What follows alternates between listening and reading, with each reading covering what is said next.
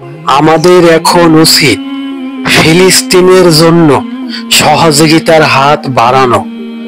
ফিলিস্তিনের ভূমিতে কিছু মানুষ তাদেরকে খাবার দেওয়ার জন্য এসে গেছে এবং তা দিছে।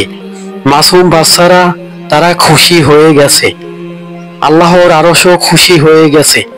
সারি সারি খাবার নিয়ে ফিলিস্তিনের নিরীহ মানুষকে তারা দান করছে। মাসুম মাসুম বাচ্চারা তারা এই সমস্ত খাবার পেয়ে তারা খুশি হয়ে গেছে। তারা অনেক দিনে অনাহার, তারা কিছু খাবারের জন্য মানুষের দুয়ারে দুয়ারে হাত পাততে হয়। এ সমস্ত মাসুম বাচ্চাদের বদদোয়া ইসরায়েলের ভূমিতে জানি আল্লাহ তাআলা প্রতিনিয়ত দিয়ে থাকেন।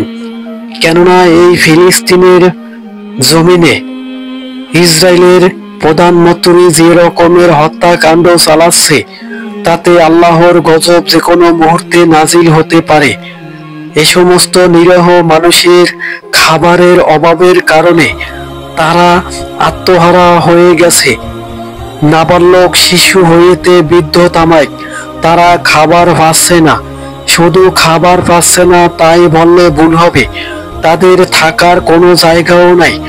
যে মানুষ কিছুদিন আগে ছিল কোটিপতি, তারা আজকে রাস্তার ভিখারি হয়ে গেছে। ইসরায়েলের প্রধানমন্ত্রী যে রকমের ফিলিস্তিনের ভূমিতে হত্যাকাণ্ড চালাচ্ছে, তা দেখে পুরো বিশ্বের মানুষ আতঙ্ক হয়ে গেছে। মাসুম বাচ্চাদের হাতে খাবার তুলে দিয়েছে, তা সোশ্যাল মিডিয়ায় একদল মানুষ দেখছে। তারা মাটিতে খাবার পড়ে গেছে, তা খুঁড়ে তারা পেটের খাবার নিবান হয়েছে।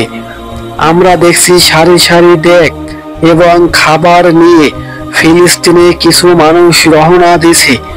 এই খাবার ফিলিস্তিনের নিরীহ মানুষকে দান করা হবে। এটি সেই ফিলিস্তিনের সেই ধ্বংসস্তূপ। এখানে যে সমস্ত ধ্বংসাত্ম দেখেছেন, এইগুলা শুধু বিল্ডিং না, এর ভিতরে মসজিদও আছে এবং মাদ্রাসাও আছে, হাসপাতালও আছে। সব কিছু এখানে ধ্বংস করেছে ইসরায়েল। এ সমস্ত ধ্বংস দেখে মানুষ আতঙ্ক হয়ে গেছে এবং ফিলিস্তিনের বাদবাহী যে সমস্ত বিল্ডিং আছে, তারাও খুব আতঙ্কের ভিতরে আছে। না জানি কখন যা কিছু দাঁড়িয়ে আছে, পলকের ভিতরে ধ্বংস হতে পারে। মানুষ জীবন যাপন করছে তাঁবু টানিয়ে।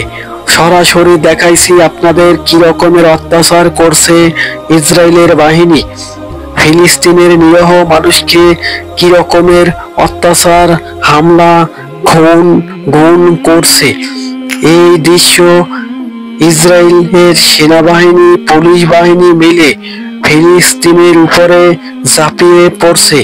যে রকমের ইসরায়েলের প্রধানমন্ত্রী তার বাহিনীদের আদেশ দিছে, পুরা যেদিকে তাকাই সেদিকে দেখা যায় সব ধ্বংসস্তূপ, কোথাও একটি বিল্ডিং দাঁড়ানো নাই। সব ইসরায়েল ধ্বংস করেছে। আসলে ইসরায়েল এটি কোন যুগের বাহিনী? এই ইসরায়েল একটি নমরুদ, সাদ্দাত, ফেরাউনের মতো কাজ কারবার করে থাকে।